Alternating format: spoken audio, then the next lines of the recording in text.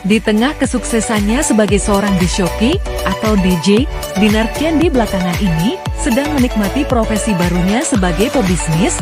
Dinar bersama Angelika Sinterler, Areko Hidrosdaen, dan para influencer lainnya tengah membuka bisnis baru. Dengan konsep menyajikan hiburan live musik, tempat ini bernama Candy Superloom yang terletak di Kelapa Gading, Jakarta Utara. Jadi agenda hari ini aku bersama tim, bersama Angel soft opening untuk klub pertama Candy Super Lounge. Jadi ini memang tim semuanya. Jadi kalau dibilang bosnya siapa, semuanya bos. Yang tadi di depan semuanya bos. Karena kita itu membangun Candy Super Lounge ini memang benar-benar banyak banget tantangannya. Yang tadinya awal ada cerita di mana lucu banget. Kita udah full. Tiba-tiba gara-gara aku terkena gosip miring, investornya pergi. Dan investornya baper.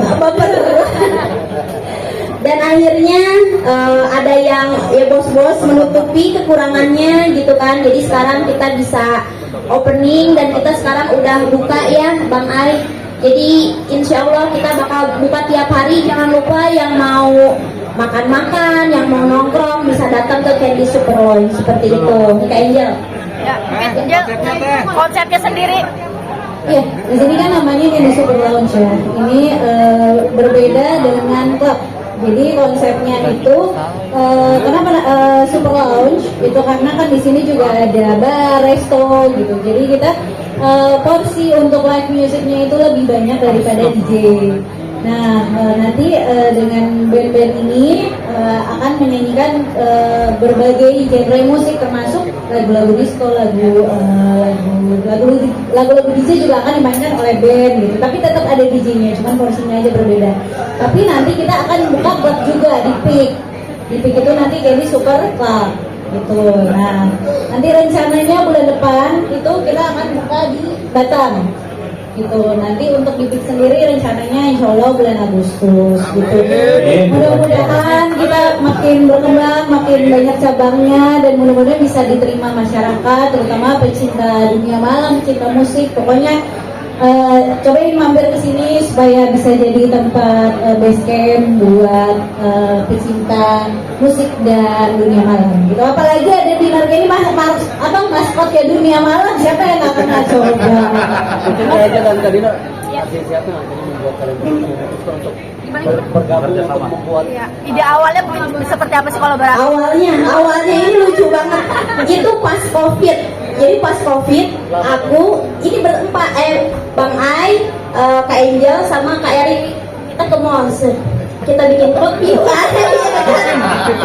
Kita bikin klub yuk. Ayo gitu kan. Padahal itu kan lagi corona itu nggak bisa kayak emang kapan selesai coronanya ya gitu kan. Gitu kita nyari tempat, dapat tempat di tim. Tempat ini kita juga dua kali pindah tempat. Sebelum opening ini kita pindah tempat dulu. Terus kita kayak merapatkan powernya aja, perjalanannya tuh nggak gampang. Jadi ini tuh plannya udah 2 tahun lebih. Apalagi Dinar kan padat banget, jadwalnya full banget. Iya, karena kan aku lagi tour, ya kan dunia malamnya memang aku tuh dari dulu tour terus. Jadi kalau meeting kayak buat tanda tangan segala macam, AJB lah, apalah. Jadi kayak dijadwalkan. Dinar gimana kamu ya? Kebanyakan Zoom kayak gitu. Iya, sampai ada yang awal-awal tuh yang lucu banget. Kita udah full nih, investornya udah fix gitu kan. Tiba-tiba Dinar ada punya pacar, tiba-tiba investornya mundur. Enggak Dinar, aku mau cabut uangnya soalnya Dinar punya pacar. Ada model begitu ya. Ada model kayak gitu terus. Kalau sekarang mungkin karena ini ya karena gosipnya renggang jadi merapat semuanya. Tapi terganggu katanya dengan kabar Apep sendiri nih, kan tadi bilang di gosip-gosipin ini klub ya nih. Mungkin setelah ini belum dijawab. Kita raja nih, raja.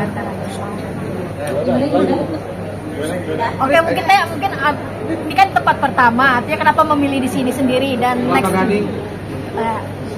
Kenapa milih di sini Bang? Kelapa Gading mungkin Bang Ai. Ya jadi gini, kenapa di Kelapa Gading? Ternyata after pandemi kita cek, kita lihat pergerakan perbaikan di Kelapa Gading masih banyak tempat-tempat di Gading diperbaiki secara cepat, dan kita lihat beberapa teman-teman yang sudah bergerak di industri di sana pun bergerak secara cepat di Kelapa Gading. Nah kita mulai ketinggalan nama itu, kita ikut meramaikan di wilayah Kelapa Gading. Karena lokasi kita termasuk prime lokasi, karena kiri diapit dua brand internasional 24 jam, nah kita ambil lokasi di sini. untuk pembiayaan Pemilihan namanya sendiri, pemilihan namanya sendiri, Kinder Candy. Candy kan manis kan, semua orang suka yang manis-manis. Jadi harapannya Kinder Candy ini jadi pemanis buat teman-teman cinta hiburan ini. Karina, kalau untuk modal pembiayaannya sendiri pure patungan berdua atau seperti apa? Atau berempat atau Patungan. Sampai pernah kita lagi renovasi, Bang Ai, ini kita kurang, benar pinjam dulu ya. Aku pinjam sebulan ya, minjam karena terlalu jujur ya. 6 bulan. Ya pokoknya berjuang bersama lah, ya Kak. Berjuang bersama akhirnya itu bisa terjadilah Candy Super Launch ini. Karena kan kalau itu kalau memang buat sendiri itu sangat berat banget. Karena banyak apa ya namanya itu kayak sound saja kita tuh bisa miliaran gitu, harga sound doang. Belum kan LED kayak gini mahal. Kayak gitu, jadi memang butuh apa ya, partner gitu. Terus kan kalau kita ada partner tuh kayak gitu tuh semangat buat majunya itu lebih ke menggebu-gebu, kayak wah kita kan punya partner, kita harus apa namanya, harus confidence buat bisa maju kayak Apalagi gitu. pas Pak Hanson gabung. Oh iya, Pak Hanson mantap. Apalagi Pak Pak, Hanson nanti gabung yang ke di Surabaya lebih banyak lagi Pak. Gimana Surabaya ini Pak Hasan? Batam apa Iya. Pak? Yang mana Pak? Batam dulu ya. Oh, Nanti yang Batam. kedua adalah Batam dulu. Yang ketiga, nah semoga Surabaya jalan tol ini. Mungkin ada alasan tersendiri nggak akhirnya mau bergabung bersama KTND untuk tadi? Tentunya saya penggemar Candy dulu. Kalau saya penggemar Candy, tidak mungkin saya mewakili teman-teman untuk ikut serta dengan Candy. Ada syarat-syarat khususnya nggak? Yang pasti saya nggak ada masalah kalau Candy berpacaran atau apa. Itu syaratnya, saya nggak apa-apa. Candy boleh sama siapa aja boleh. Mungkin KTND awal akhirnya mungkin awal akhirnya bangun ini ada kekhawatiran tersendiri nggak sih ke depannya akan seperti apa gitu? Selagi kita kompak, aku nggak ada sama sekali kekhawatiran karena aku tuh suka challenge kayak gitu. Jadi ayo kita bikin klub, kita berjuang bersama. Yang penting itu pede kan, yang penting kita pede bisa berjuang bersama. Dan ibarat kata kan ini kalau bikin klub itu kita harus promo-promo. Dan kalau usaha itu tidak 1-2 bulan langsung untung, setahu aku. Nanti kalau kita udah menemukan kunci atau celahnya per kota, itu baru kita bisa untung. Tenang Pak, aku udah nyobain kemarin challenge sana 2-3 bulan rugi Pak. Habis itu rame, soalnya nungguin kuncinya. Makanya kan kemarin kayak Kak Erik tuh nanyain, Dinar aku mau DJ ini buat di sini. Jangan Kak, jangan pakai DJ dari sini.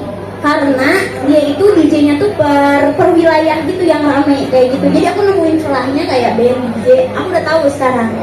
Nanti kita meeting ya, biar rame, biar kita ada uang jajan. Tapi 2 bulan pertama itu memang berat. Aku udah merasakannya. Teh Dinar sendiri ngerogoh kocek Berapa? Pribadi sendiri berapa sih Teh? Rahasia dong. Aku nggak kelihatan itu mewah. jadi banyak yang bantu, ya, seperti Pak Deki Liu bantu banget kita. Terima kasih Pak Deki. Pak Deki, Pak Heri itu bantu kita. Pak Heri, terima kasih Pak Heri. Iya, aku tahu. Ya seluruhnya semua saudara, maksud Mr. Rafael yang misinya kan gitu. Jadi ada investor yang buat kota juga ya Mas? ada investor yang luar kota, pengikut dan keluarga, dia nggak bisa hadir. Jadi banyak banget yang terlibat di sini. Berapa orang Bang Ai investor yang Mungkin ada sekitar 10 orang gitu. Tapi memang harus banyak karena kita akan bergerak secara masif membangun di kota-kota besar. Oke? Tadi nggak mungkin dalam kesibukan kamu dengan banyak agenda banyak bisnis. Ini gimana sih kamu untuk memaksimalkan semuanya? Maksud aku dari dunia entertain, terus aku dalam 1 tahun ini memang mempelajari beberapa bisnis. Aku kan pengen jadi pembisnis ceritanya, ya kan, nyobain memang ternyata memang tidak gampang menjadi pembisnis ataupun pengusaha. Aku kayak belajar, kayak pengen nyerah. Aku tuh merasa pengen udah aku jadi entertainer aja. Kalau misalkan aku kasih contoh DJ show, kita kan ini kayak menjual jasa. Aku show dibayar, udah uang itu buat aku semua. Tapi ketika bisnis kita harus mengeluarkan modal, dan modal itu belum tentu untung. Itu yang aku pelajari selama ini. Dan kadang-kadang misalkan usahanya udah lancar, rame, tiba-tiba pengusaha sebelah itu nggak terima nabrak kita. Dan nabraknya itu kan mereka orang-orang berada, ibarat kata kayak gitu. Nah, itulah yang aku rasakan. Oke, thank you so much. Thank you so much ya buat teman-teman.